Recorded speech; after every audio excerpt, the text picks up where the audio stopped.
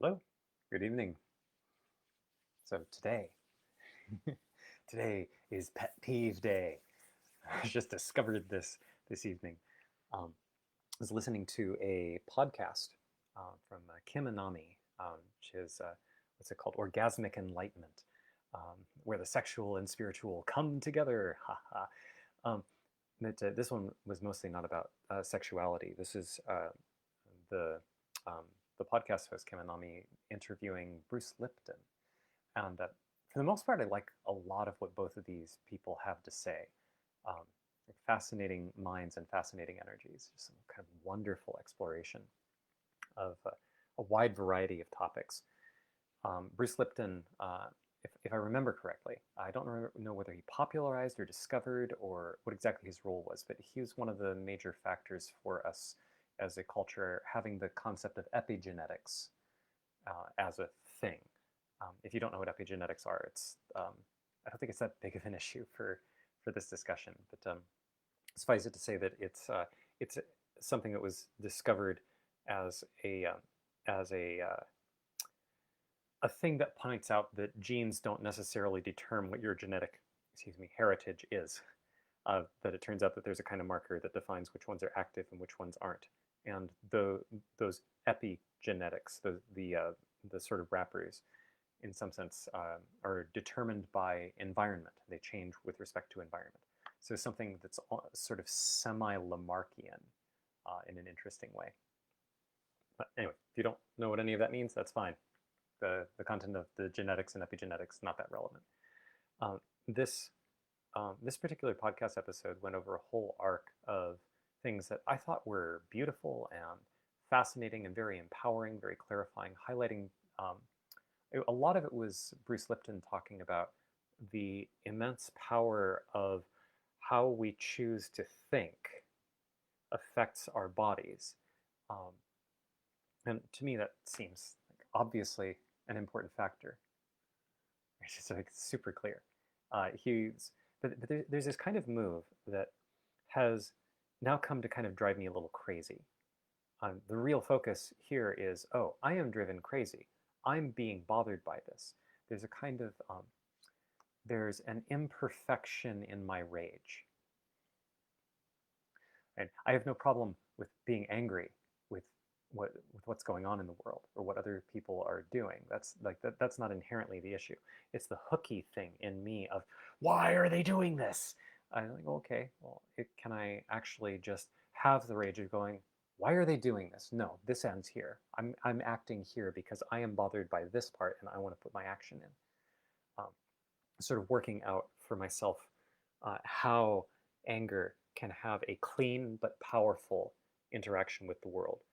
Whereby clean, I essentially mean the phrase that popped in my head is without creating more karma than it removes.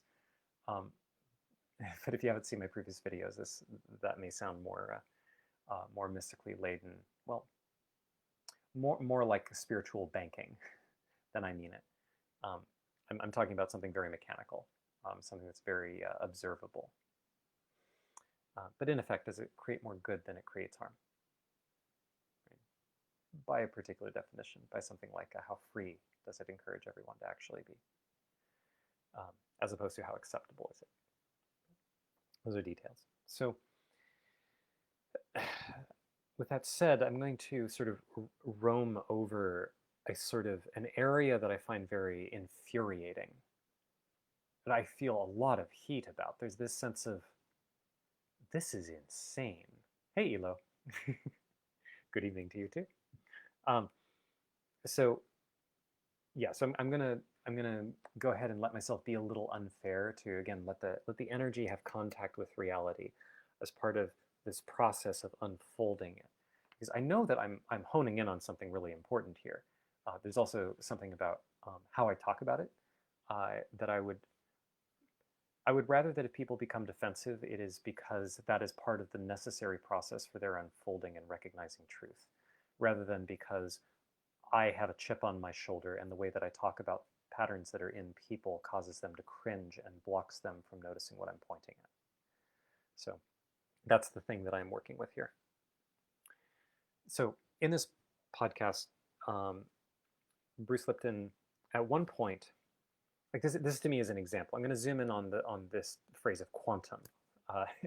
Because the use of the term quantum is like almost any time this happens, and almost any time anyone who isn't a physicist or a computer scientist who uses the word quantum, almost guaranteed the phenomenon that I want to burn to the ground starts showing up.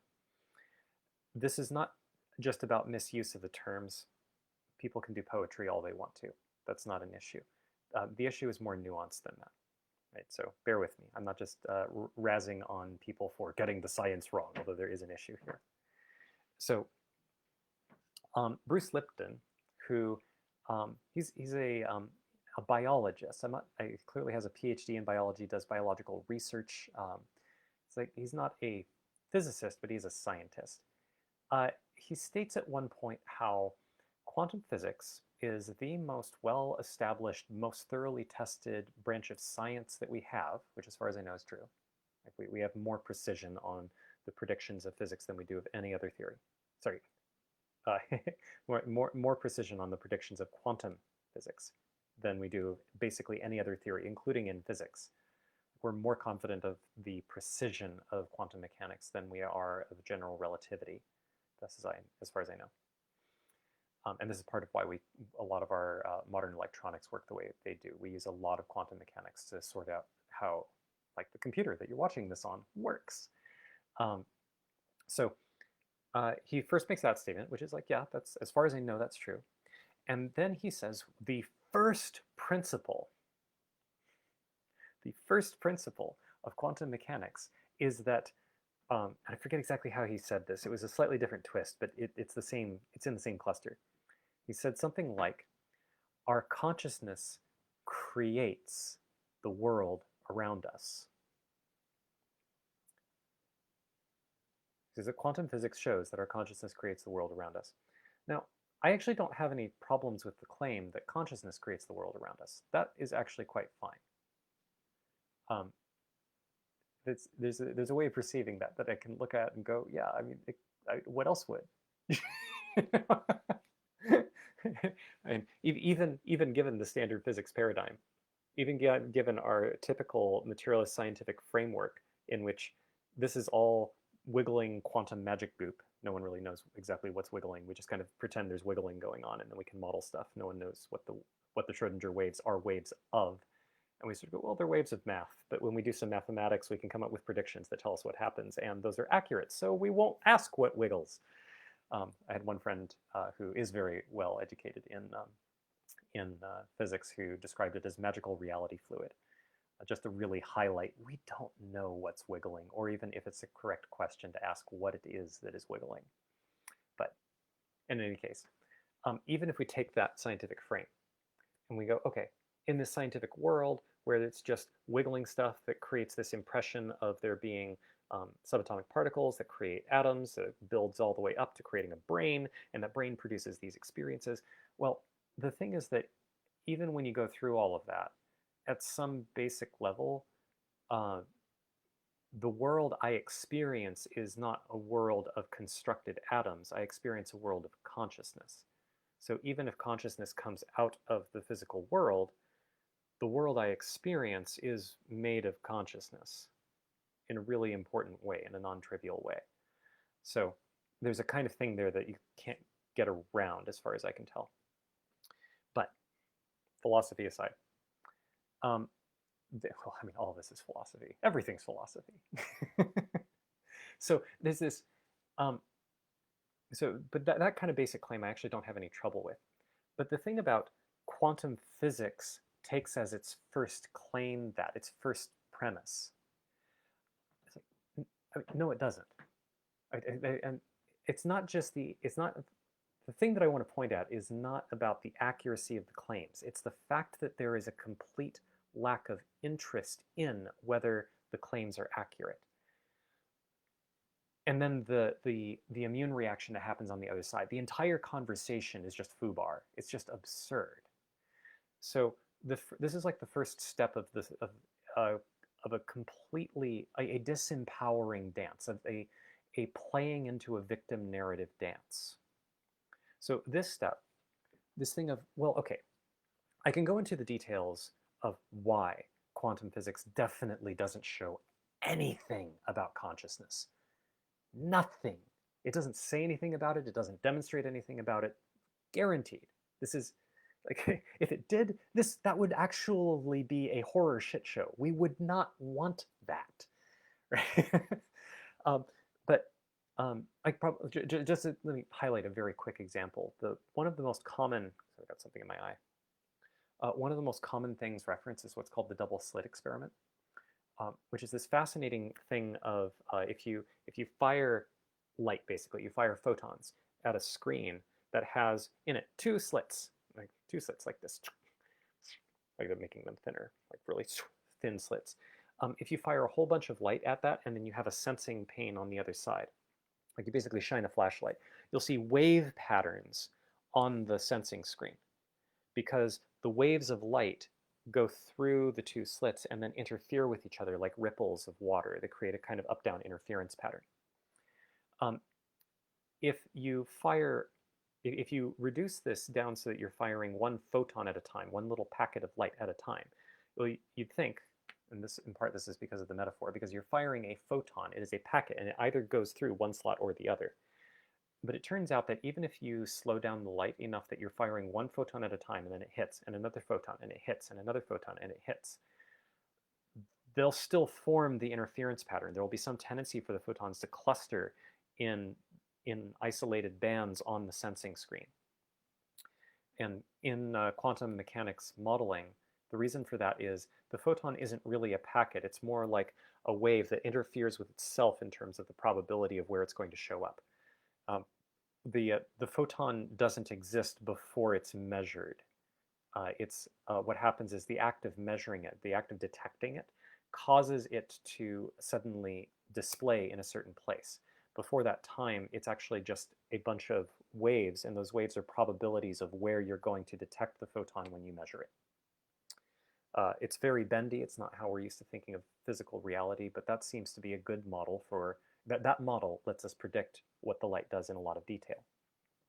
The freaky thing is that if you measure just one slot or the other or both, like if you just want to say, okay, well, let's just check to see, because it's a photon, right? So which slot does it go through? We should be able to detect it, right? Because it's a packet.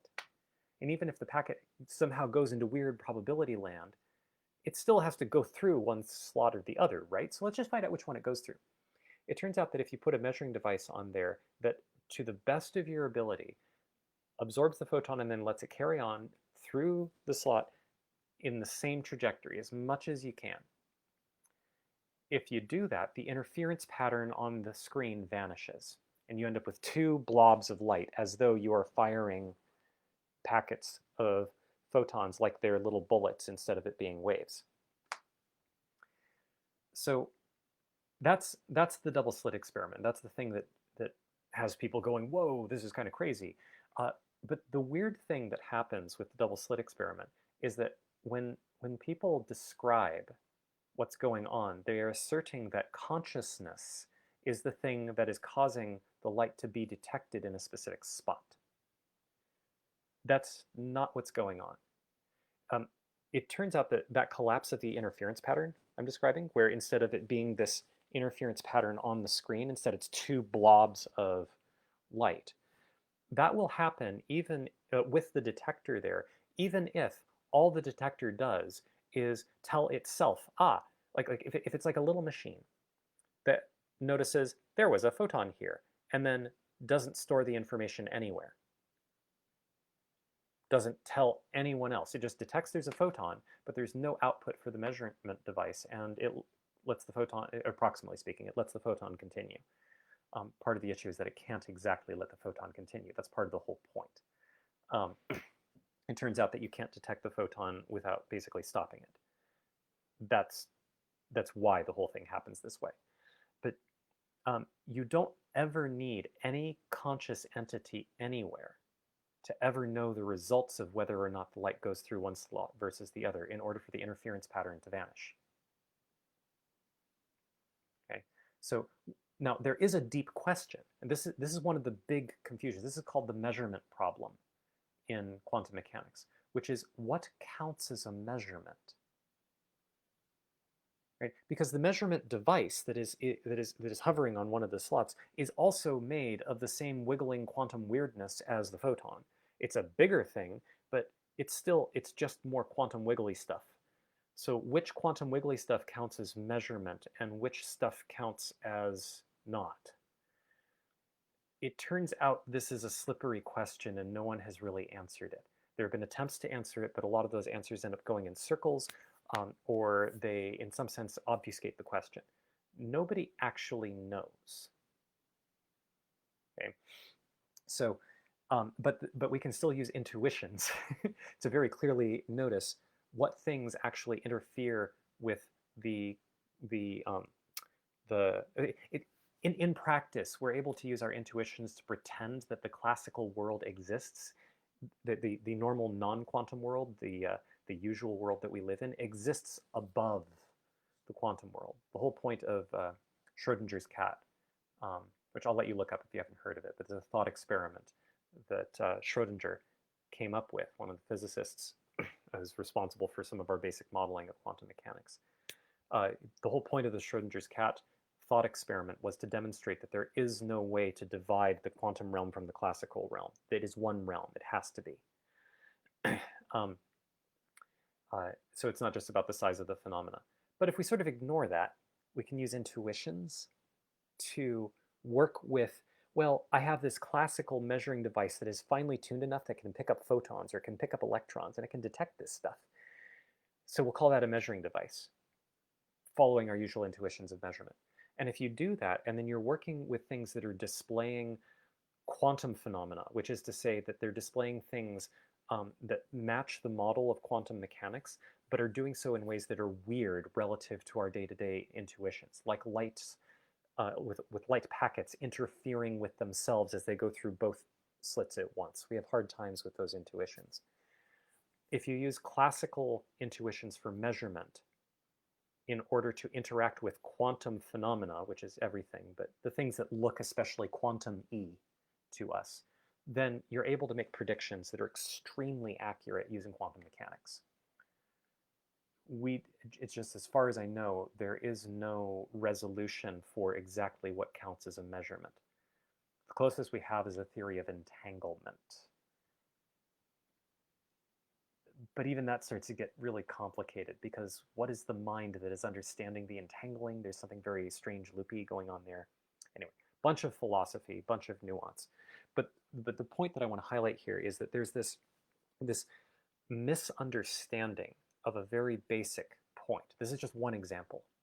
This is just one example, this double slit experiment thing, of where measurement and consciousness actually are getting equated. Now, the key here, now, the people making that mistake, whatever, people can make mistakes, they can misunderstand science, that happens.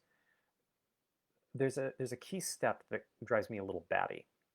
This is one side of a quote-unquote conversation that drives me up the wall, which is the people who grab onto quantum mechanics shows us, it proves that we are the creators of our world and that we're actually very powerful and our thoughts create reality. The people who jump those steps are, so when I bring up this topic and I say, look, I want to honor the truth of where you're trying to go, but what you're saying about quantum mechanics is false. It's not even an opinion. This is a matter of empirical fact. To the extent that we can know anything in science, I guarantee quantum mechanics says nothing about consciousness. Nothing whatsoever. What you're extrapolating is ideas that you're sort of doing poetry jam off of some of the words that are related to quantum mechanics as you've heard them, in order to intuit some things that might be helpful for living a good life. That's totally fine. But the science doesn't support what you're saying, right? So any movement I make in that kind of direction, or anybody, like it doesn't have to just be from me. This is not just a matter of my energy. What I keep seeing over and over again is that whenever this point gets raised, there is an effort to dismiss. And the dismissal is very weird. It often takes the form of, well, this PhD in physics over here wrote a book on how it's all consciousness. That there's actually a couple of cases of that. An example is Amit Goswami wrote the book The Self-Aware Universe, based on what I now recognize as a very common misexpression of a key aspect of what the quantum physics experiments actually show. Like there's, if you actually want to, there are empirical tests that you can do about how much consciousness actually affects quantum phenomena. It's so, and I believe a number of these experiments have been done, and unsurprisingly, they keep coming out as saying, you know what, consciousness only matters if there was a measurement that the consciousness could look at the results of. And if you remove the consciousness from the measurement, it turns out that the effect is still there. The person looking at it doesn't matter at all. So, but anyway, that's about this is what's true. This is in reality. This is how the physical world embedded in time with lawful stuff works. This is a very grounded truth. That's just there. But the thing that I want to point out is the defensiveness. I think there's a very good reason for it. When people who dive into spirituality and emphasize, so in this podcast, not only in that episode, but in episodes after that one, I heard Kim and Nami talking about how it's scientifically proven. And there's something really funny here about what it means for something to be scientifically proven as an emotional and social role in that kind of situation. I think what we're actually looking at is the fact that for generations now, hey Lyra, yeah, I'll take a look at that question in a second. For generations at this point, for like like at least half a century, maybe quite a bit longer at this point. No, it's been longer. It's been well over 200 years that we've been playing this game. Science has been donning the mantle of authority. It got really thick in the United States in the 1950s. Like, our scientists have come up with these things, and you don't have to worry about how because you can trust science. And so there's this kind of social role that science has taken that took the place of what priests used to do in Western culture. And there is a slot for that. There's a hunger for that. Where is the authority that tells us where meaning is? There's a deep need for that in the West. And science comes in and says, I am a scientist, and I can assure you that smoking is perfectly healthy for you. This was actually a thing that happened. There was a period of time where scientists would come onto television and emphasize how smoking encouraged you to take deep breaths, and breathing deeply was good for your health. And smoking also helps to calm your nerves, and that relaxation was good for you. And unsurprisingly, it was cigarette companies that were paying these scientists to come and do these advertisements. But like this was a thing. It was one of the reasons why smoking had such a grip on the culture for quite a while, and why we're still shaking it off, even though basically everyone knows it's toxic, and that the industry is predatory. But this is an example of the power of the mantle of authority, and the fact that science owned that and sort of took it on and said, we are the official authority on what is true and what is real. And when we have something to say about what makes it for a good life, then you should listen to us because we are the authority on that. But as scientists, don't have anything coherent to say about that. So a lot of people have been noticing there's something missing, namely wisdom. What's involved in living a good life? That hunger, that recognition was a huge amount of the counterculture movements of the 1960s, recognizing, look, we need to do something wiser. We don't know what that is, but it sure isn't the current system. It isn't the mainstream, it's something else. That has continued and I believe it was before the 60s, I'm just giving an example from the 60s, um, that has continued right up to the present day. But there's still this thing where, um, like, if somebody gets a lot of meaning out of astrology or out of channeling or um, out of until recently, even out of things like a lot of meditation. Meditation is starting to get normalized, but it's just starting. And or taking psychedelic drugs and getting an immense insight into the nature of reality and their consciousness. Um, there's this concern in the background of, am I actually just crazy or kidding myself? And will other people think I am just crazy or kidding myself? These are pretty dominant concerns that are hovering around in the background. People who are having a kind of meaning crisis in the form of depression, breakdown in their relationships, a, a sense of utter pointlessness or exhaustion or anxiety, who are science students, like physics students, like physics graduate students, they don't have to worry about whether they're losing their minds. They just assume, oh, well, I'm depressed because I'm seeing the world clearly. We'll ignore the fact that that's just a different kind of neurosis. It still is symptomatic of a need for deepening wisdom and interacting with the world with a more open heart and like, letting what is trying to die finish rotting off of the psyche. Like, we'll just ignore that. So there's this cultural thing of science doesn't have to worry about being crazy. Even with things like the replication crisis, where medicine ran into trouble with being able to replicate their own results. This is not too surprising if you look at the financial incentives, but there's something pretty freaky about having this gold standard of double-blind clinically controlled trials being the foundational thing, and it makes logical sense, and there's all of this push and regulation to make sure that we're following that standard, and then they can't replicate the results. So can our culture do science at all? How do we know anything scientifically? I'm even willing to soften no, just suspect, support hypotheses. What can we rely on?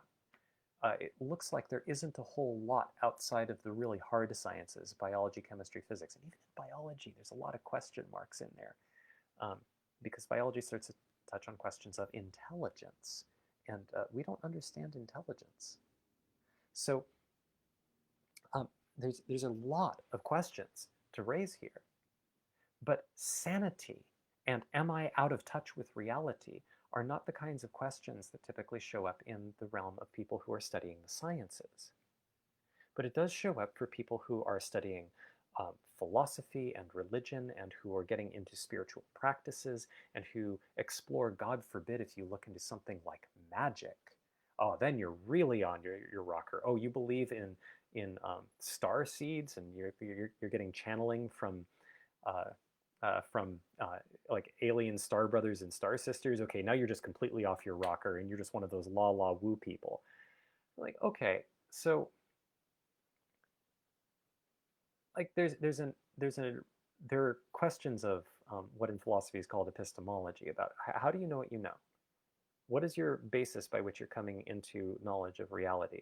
And there are some things of, okay, if you're a lot of the process that people are using in order to say that they're tuning into messages from aliens who just want peace, love, and harmony for all beings, that process is a little suspect. Like I think it's understandable to pause and go, I don't really know if you know that, right? but there's still a question of what is that process actually doing? People, is that process actually cultivating wisdom? For some people, it clearly doesn't. For some, it clearly does. What is it doing?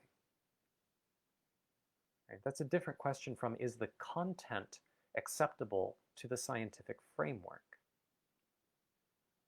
Right? So I think a lot of what's going on is people who lean more in the direction of challenging the standard narrative, who are emphasizing things like Kim Anami does. She emphasizes a whole lot having to do with body intelligence and especially erotic intelligence of your body and your energies and your your own internal capacities and strengths being enough to heal yourself and to break free of a bunch of the conditioning of culture.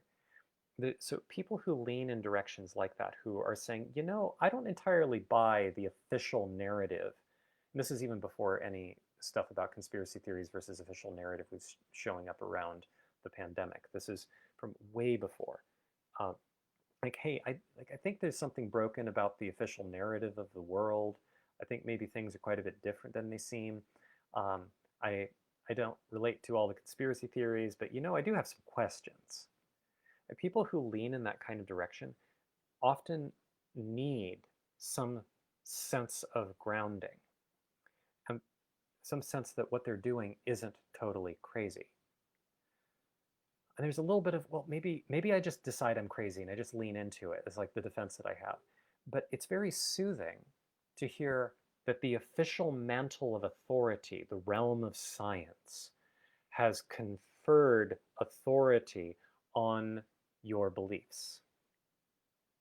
So having something like, okay, when I dive into meditation and spirituality and I feel this resonance in my heart and the openness and kindness that becomes more accessible to me in interacting with others, and the sense of hopefulness I have in believing in what amounts to a magical power, um, which I think could fall into the realm of some sufficiently extended and heartfelt science, but that's that's its own thing.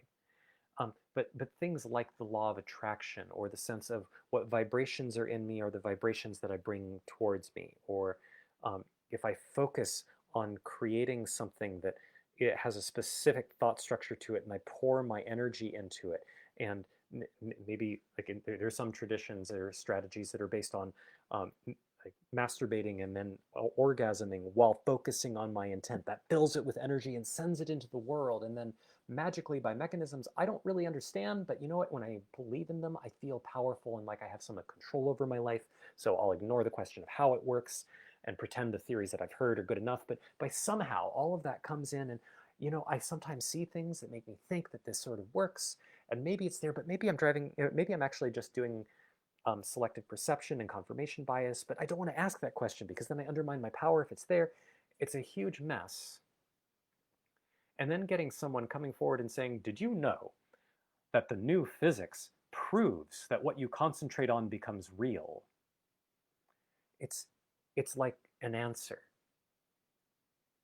It's, oh, I can take the authority of science and use that to validate my beliefs. Now I have relief to let myself fully own what I want to believe so that I can feel a meaningful life, so I can live a meaningful life. So the reason that whole pattern drives me kind of crazy is because it undermines the capacity to make meaning in any stable way. It doesn't address the reason why the West has destroyed its meaning-making capabilities up to this point. It pits meaning-making against the search for truth. Because now, when I come forward to somebody who has taken this mantle of science and used their intentional reading into it to pull out some piece of authority to validate their beliefs in whatever thing, and I come forward and say, or anybody, anyone comes forward and says, here's how the world actually works. What you're relying on doesn't work that way. Instead of looking at it and going, huh, well, I get these results and I feel these fears about looking at what you're saying, but let me see what's true and let me cut through the part where you're all tangled up in your own energies and your need to fix me or whatever. Like instead of having a very clean sense of orienting to that, there's often this sense of you're just trapped in fear and in this you're in your limited view, and you need to expand your views and read these books on the new physics by it's been a long time since I've looked at John Kabat-Zinn's stuff. I don't know if he falls in this category. I think he does, just based on um, the way that the mapping goes.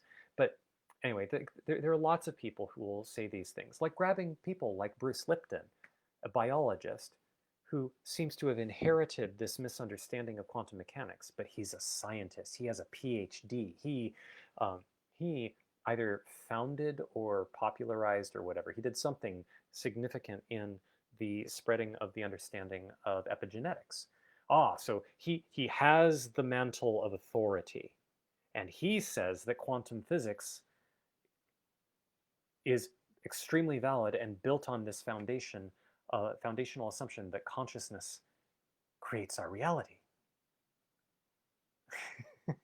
So therefore, this validates it.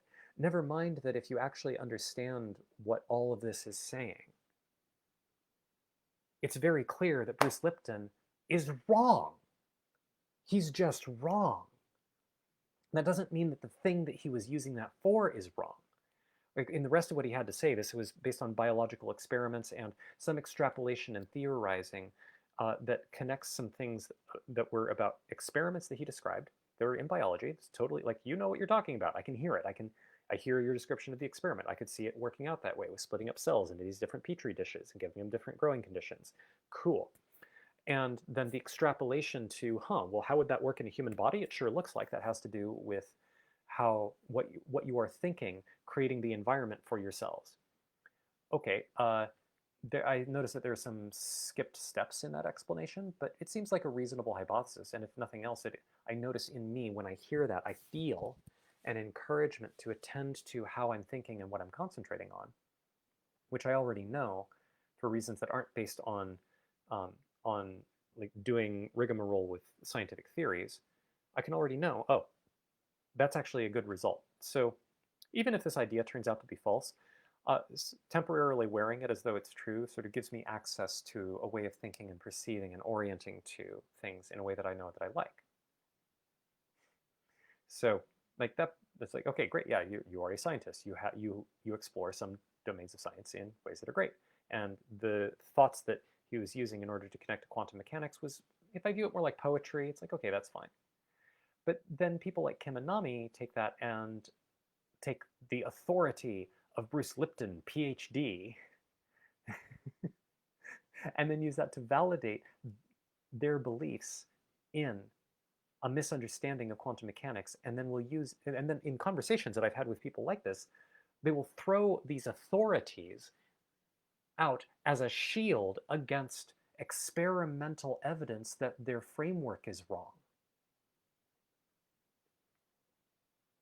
So forever shall you be the enemy of truth for the sake of having your meaning-making framework. Oh fuck. Because what is the meaning for? I claim that spirituality, all of spirituality that has any juice to it at all, is the pursuit of truth.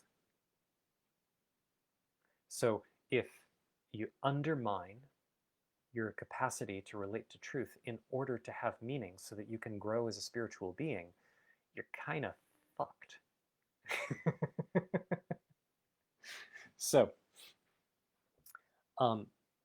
yeah, I have another arc I want to go on, but I see there's a couple of comments here. So Lyra first asks, how does many worlds interact with determinism? So this is a question about the details of quantum mechanics.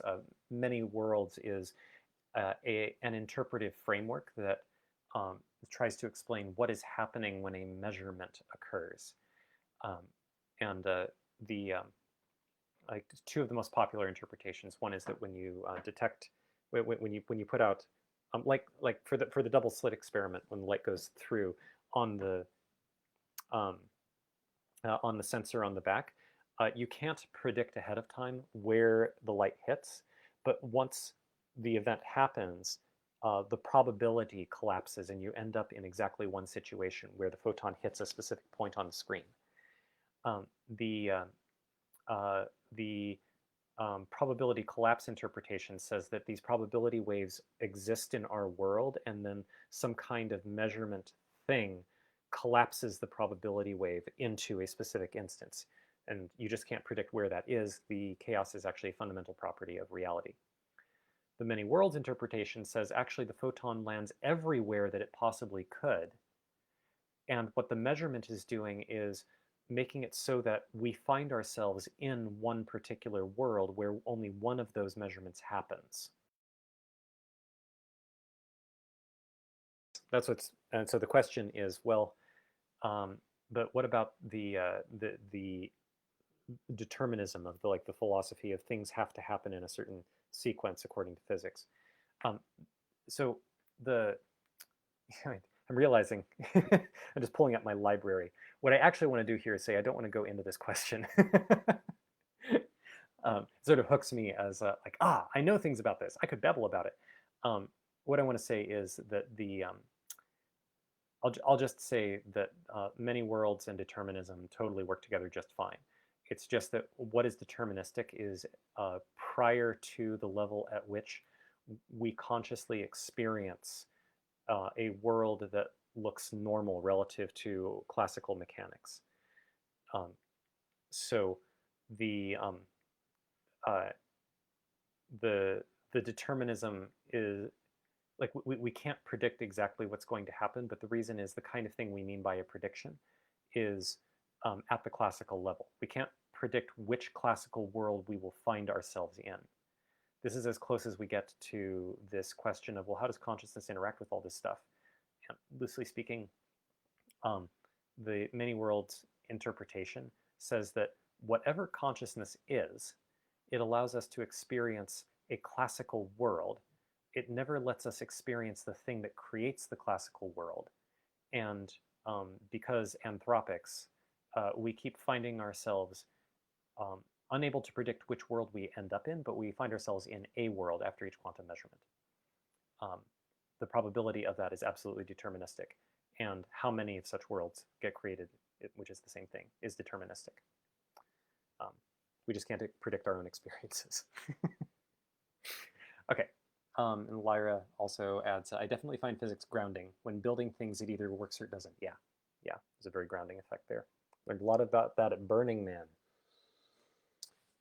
Okay, so I want to emphasize that everything that I just said about the spiritual side of things, like the spiritual community side of listening to quantum stuff, that's just half of the conversation.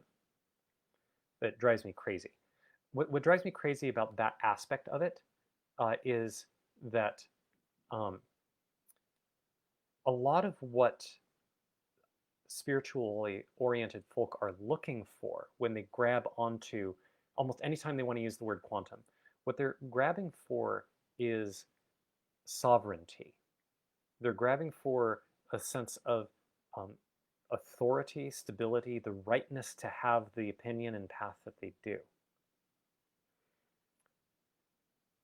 But they're buying into the illusion that came from the last 200 to 300 years of what amounts to a kind of social program that science, as it is in today's culture, well, not so much today is with the pandemic and people going fuck science and don't trust scientists because they check stuff. Like, okay, this we can talk about a pendulum swing, but there's been what amounts to a social program that is, I think, started out as a compassionate thing of, hey, let's a lot of people seem to have a really hard time with scientific thinking. So let's take the people who are good at scientific thinking, who want to do these kinds of explorations, let them determine what's real, and encourage the rest of everybody else to go in line with it. This is what let us, for instance, eradicate smallpox. That was a real accomplishment. And that was a scientific accomplishment. There is no question about that. But there's this core issue about moving authority and like your capacity to feel like you have a right to your own opinion and perspective, and outsourcing that to an authority. That was something that the seed had been planted for thousands of years. Science took up that mantle, and by accepting science's claim that it has the right to tell you what is real, there's a step that's missing. That there's a point, and I like, this is about my personal experience, but this is a thing that I look around and I go, I'm pretty damn sure this is a spiritual universal. There is a point or a region in spiritual growth that you cannot get past if your entire space of anchoring is in an authority or a tradition or something external to you. Because there's a there's a place beyond which, first off, you can't bring anything with you. And secondly, you're coming to realize there isn't anything outside of you. So if you have to latch onto there being an authority that is external to you that you are going to trust instead of yourself, there's a level of delusion that you cannot get past in order to get clarity. So when I see this in spiritually oriented communities, there's a frustration of you could be stronger, you could be clearer. The path is hard, it is freaky, it is confusing. It requires us to recognize that meaning does not come from structures outside of us. It comes from what we do with our choices of what frames to live in, and that is flexible.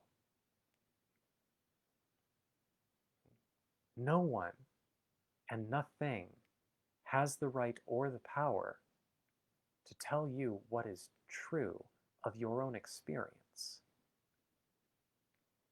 If you can really believe that, not just intellectually, but in your heart, if you can feel that, then there isn't any information or perspective that can threaten you. And then you don't have to defend against it. So then hearing, quantum physics does not show the things that you think it shows. It has nothing to do with consciousness. It isn't a threat. Because then it's just like, okay, all right, well, maybe that's right. Okay, well, that's interesting. That doesn't change the fact that I have these kinds of experiences of being more open-hearted when I imagine as though there's this quantum field of God's mind or whatever. That's still true. You imagine those things, you have those experiences. That's still true. So, like actually owning your own experience and being willing to recognize that if you have to fight the truth, well, you're going to die. You're going to lose. So it's actually better to lose early and lose often to the truth, which is not about an intellectual move. It's about a willingness to recognize where the power actually lies. I think that a lot of spiritual communities would have a lot more grounding and a lot more power if they would make an inner move like that. And so there is in me, and this is where it loops back to me, where this isn't just a rant of me being upset at the world for its madness across this axis. There's in me a kind of demand to sort of, why aren't you being more powerful? You should be more powerful. I can't stand you not being more powerful. Oops. So that's part of why I want to air this, because there's, like, I know I'm right about the logic of what I'm saying. Like, the logic is absolutely crystal clear. But the energy with which I'm bringing it, I think, can make a lot of what I'm seeing and what I'm trying to point out hard to receive. And a lot of that is because my orientation is to affect other people rather than to just be clear in myself and to orient within myself. Well, why does this really drive me nuts? If I stop pretending it's about other people, what is the actual problem? I'm noticing, I think that I've been feeling into it, but I don't think it quite explicitly asked that all the way.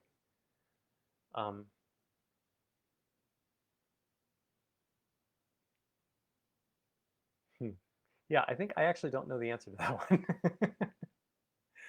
Yeah, so that's a good thing to meditate on, so to speak. But I want to emphasize the flip side of this, because this is just one side of the conversation.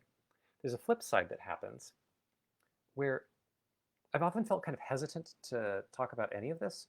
And in this case, it's not because I'm afraid that people are going to condemn me or something. It's because I am not just siding with the standard scientific narrative's way of doing things.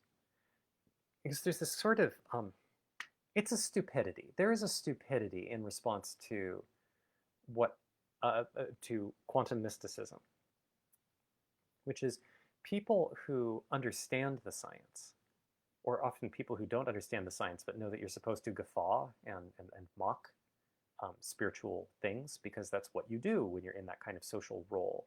Why? Well, we won't look at that too closely. They're stupid. They're trying to drag us back into the Dark Ages. It's epistemically unsound. Right? Well, I don't know what kinds of justifications any given person is going to use, but I've heard quite a gamut of it. all kinds of excuses to be cruel and to be closed-minded and to ignore the fact that no one is smart enough to be 100% wrong. And I would actually go so far as to say that there's this adage about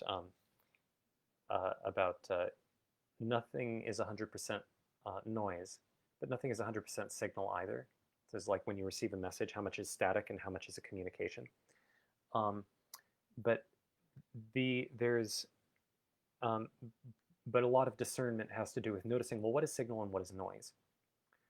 And I find myself often wanting to push against that. I claim that there's no such thing as noise in reality. We can argue about the details of exactly what that means, but in practice, this is an enormously important principle in terms of how I see how things work. If I assume that like flat Earth theorists are only sending noise, or that, or even that a bunch of what they have to say is noise, like clearly the content of their theory is just noise, there's a dismissal that's happening there that, like, I'm willing to reject the theory. It's like, in practice, no. It's like we don't live on a flat Earth. Okay? But calling that noise means that I have rejected the plausibility of there being a mechanism by which that is the content that the person chose, and that some other random piece of content, there was some selection criteria. Like, I'm rejecting the possibility of there being a meaningful, understandable selection criteria by just saying that's noise. Like, well, is it really? What it means is that I haven't learned how to hear the signal.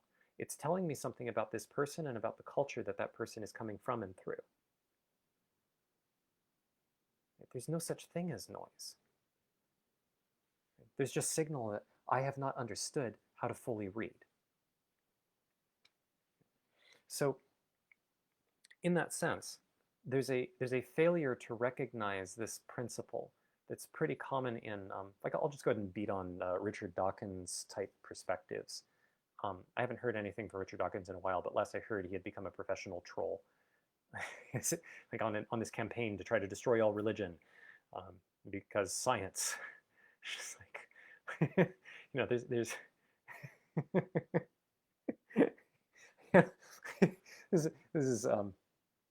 this is like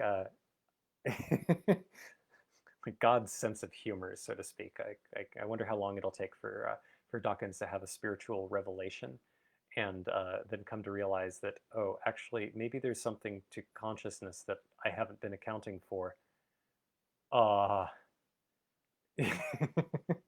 And I sure hope I get to hear and see when that happens. It's like a little bit of Schadenfreude.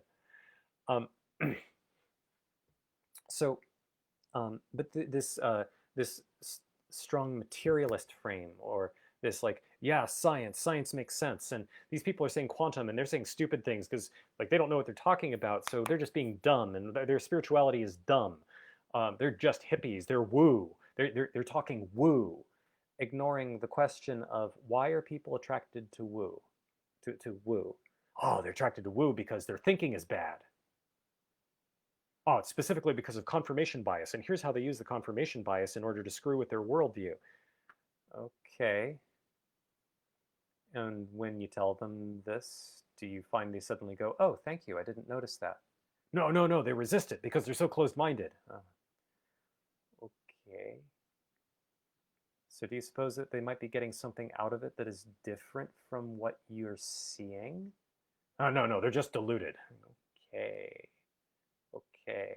So the rejection of the woo stuff because they're misusing concepts that are in science doesn't go as far as asking, why are they misusing these concepts? What are they getting out of it? What is the value that they are pulling from it? It's clearly not the scientific content in its technical form. So what is the actual value? What are they looking for? What are they gaining? Or what are they trying to gain? And are they gaining it? Those kinds of questions tend not to be asked. Instead, there's something more like this intellectually superior dismissive tone. These people don't know what they're talking about. Which, on the other side, creates this reaction of, yeah, look at the closed-minded scientists who aren't recognizing the importance of the heart and the reality of their own beliefs and their own discoveries, which then causes scientists to go, screw you, you don't understand my discoveries. To which the spiritual folk could say the same thing. You don't understand my discoveries. You're ignoring your own fucking experience. So there's this absurdity, this absolute insanity around everything having to do with conversations involving the word quantum. I'm picking on quantum as a very clear example. It's like if you see the word quantum, people talk about tapping into the quantum field, or science, like magic is science, it's real, it's proven because I'm going to teach you about the new physics of quantum mechanics. But no, that's poisonous to the spiritual pursuit. It may be a necessary poison, sort of like, I don't know, sometimes I find it really helpful if I'm really upset and I'm outside of my range to have a glass of wine. That has happened about once in the last year, but it was helpful. And alcohol's a poison. It works because it's a poison. Right? So this is not to, so this is where I want to flip it around and emphasize some things that are internal to me. So far I've been taking on this persecutor energy of like, this is wrong, this is fucked up, here's how you're making this mistake. So there is, for me, there's a challenge in that I see this so clearly, and this gets to the edge of some of my own growth capacities. This is where I start to have challenges that are relating to what even is it to choose things? What is the role of the experience of free will? To the extent that I have the impression of having a choice, what do I do with that? How does this relate to compassion? How do I express compassion for beings without infantilizing them, without caretaking or rescuing? How do I notice that I am a no for something in my experience and being willing to destroy it without compromising kindness? These all feel like they're pieces of the same puzzle for me, and they're lived challenges, and it's very difficult for me to see in a bunch of cases exactly how to clarify it, how to cut through it. And this is a domain where I see it vividly clearly, super clearly, but because I haven't brought this energy out to dialogue with people's lived experiences, I haven't found the balance on this topic. So instead I just get activated each time somebody uses the word quantum in a really stupid or dismissive way, or look at those people doing woo, or pseudoscience is another word in this space. When something gets dismissed as pseudoscience, it's the same mistake. It's just the scientist rejection of like, well, okay, calling it pseudoscience is not, it's not a technical description, even if you do use a Mott and Bailey argument saying, no, no, no, by pseudoscience, I mean da da da da da da da, except this person is a pseudoscientist. Okay, so this is sort of like the word privilege.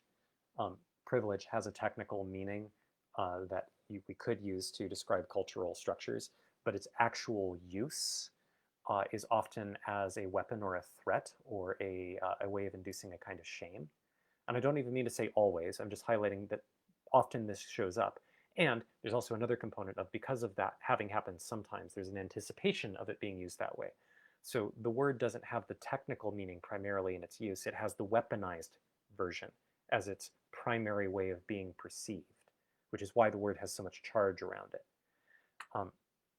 So like pseudoscience has the same kind of flavor. So there's a couple of keys like this, a couple of key pieces in this quote-unquote conversation that activate me, that trigger me, that get me frustrated because of this conflict in myself of I don't quite see what to do, and I'm in part trying to manage other people's responses and by masking some of this.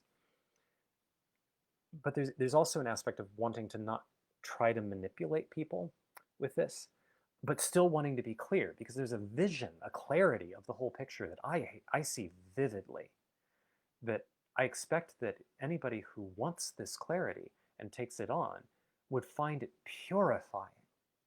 You don't have to compromise scientific sanity or spiritual clarity at all. You can have both. You can have both in spades. It's actually pretty straightforward. It just requires being willing to let both destroy you simultaneously, being willing to prefer truth over anything, and being willing to discover that secretly they're the same thing. They're coming at something from slightly different angles. But that doesn't mean the thing that people often seem to do, where they say, "Oh yeah, science and spirituality are really approaching the same topic from different angles, and you can see this because of the way that like science keeps discovering these ways in which our attitudes about and how much we love each other actually directly affects our health, and this merges with a bunch of ideas from spirituality about the importance of loving one another." It's like,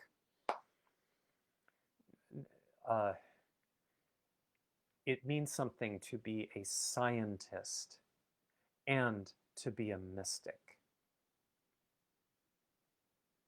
You can do each one 100%. It's possible. That's not the same thing as doing each 50%. It's very much not the same thing. But there is for me I can feel some of the energy of wanting to press this on people.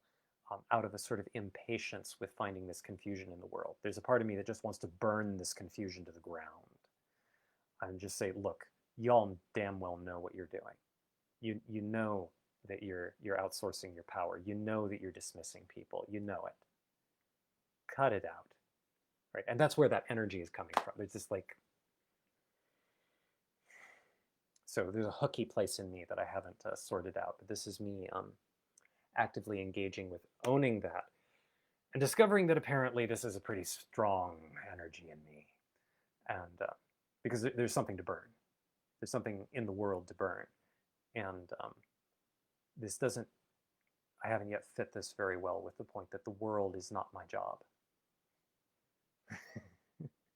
I am my job. So getting that to dialogue so that I'm not alienating my own power, so the power can come through me, but so that I'm also not adding my ego in anti-helpful ways into the process. So that's my current edge. See, there's so Lyra says Abhinivesha. I have no idea what that is. I do not recognize that word. And then Lyra also adds, getting triggered pulls you out of full attention. Love / attention / energy / will / care / surrender. Yep. I agree. something fight or flight mode, not very compatible with relaxing opening sympathetic nervous system versus parasympathetic nervous system, something. Okay. Well, I seem to have caught up on comments. I feel there's a little sense of incompletion in that I feel the energy and I don't feel the full arc of completion in my own digestion. But I think that's where this is. Yeah, so I have things to meditate on. Thanks for listening.